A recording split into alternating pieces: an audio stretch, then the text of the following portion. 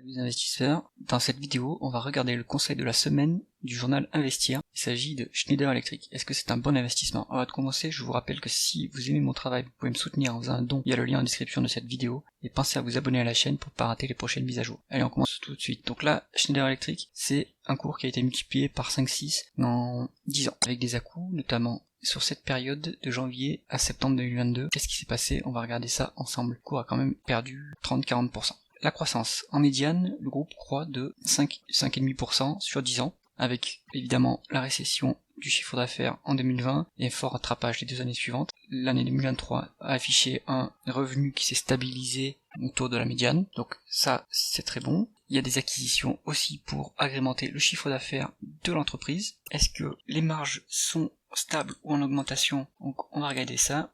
Donc là on est typiquement sur un dossier qualité, c'est-à-dire que le chiffre d'affaires a une croissance correcte et les marges font que monter. Donc ça c'est très bon, c'est-à-dire que l'entreprise est en train d'obtenir un avantage concurrentiel avec un taux de marge brute à 42%, qui est très correct. Taux de marge d'EBITDA proche des 20%, là aussi ça dénote une forte efficience du management. Taux de marge nette qui sous-estime la profitabilité réelle de l'entreprise, on va regarder ça ensuite. Mais il a 10% contre une médiane à 8,80, ça c'est très très bon. Ensuite on regarde, est-ce que le bénéfice net se convertisse correctement en free cash flow? On voit que les free cash flow sont plus élevés que les bénéfices nets. C'est-à-dire que pour évaluer l'entreprise, sa profitabilité réelle se fait via les free cash flow, et il faut essayer de comprendre pourquoi ces free cash flow sont plus élevés que les bénéfices nets. Et là, ça se passe côté dépréciation et amortissement. On trouve à peu près la différence qu'on a vue auparavant.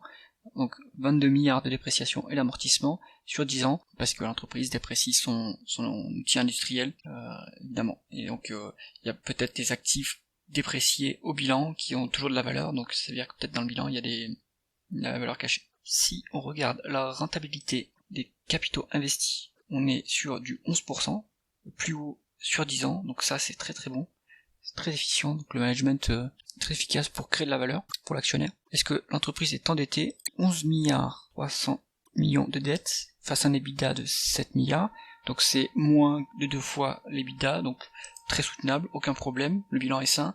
Ensuite on regarde les free cash flow, ils sont à 5 milliards, donc on est à un peu plus de 2 fois la dette nette, là aussi c'est très très bon, aucun problème pour rembourser la dette avec ce niveau de free cash flow. Est-ce que l'entreprise verse un dividende à ses actionnaires?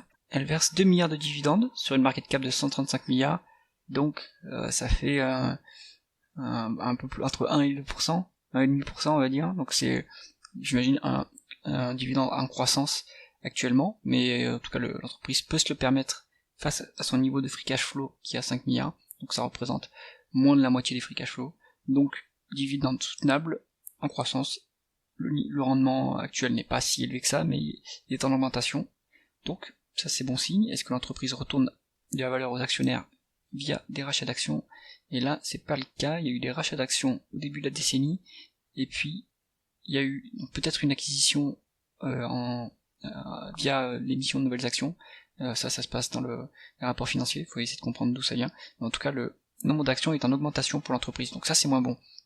Est-ce que maintenant le marché valorise chèrement cette entreprise? On va regarder en valeur d'entreprise sur EBITDA puisqu'il y a de la dette, et là ça devient trop cher parce que la médiane est à 12 sur 10 ans, et là on est sur un point haut de valorisation à 20. Donc ça nous ramène à l'histoire du début, c'est une valeur qualité et de croissance qui se valorise très cher, et quand il y a un creux de croissance, et quand il y a une forte augmentation du taux d'intérêt, les dossiers de croissance sont pénalisés à cause de du taux d'actualisation des cash flows futurs. Donc ça explique cette brutale correction. Dans ce type d'environnement, comme on l'a connu en 2022, il faut plutôt avoir des dossiers value qui sont pas très peu affectés par l'évolution des taux d'intérêt. Conclusion sur ce dossier, moi je suis un investisseur value, ce type de dossier ne m'intéresse pas, parce que c'est un dossier de croissance, ça marche tant qu'il y a de la croissance, et s'il y a un à-coup, ou s'il y a une hausse de l'inflation, on se prend un taquet. Donc pour moi ce type d'action c'est à détenir via un indice, comme ça on diversifie le risque avec d'autres valeurs de croissance, qui sont peut-être sur des cycles de croissance différents. En tout cas s'il y a une hausse des taux d'intérêt, des ETF de croissance, pareil se prendront aussi un taquet. Donc ça c'est mon avis, c'est pas un conseil d'investissement. Si vous aimez mon travail, pensez à mettre un pouce à cette vidéo et abonnez-vous à la chaîne. À bientôt.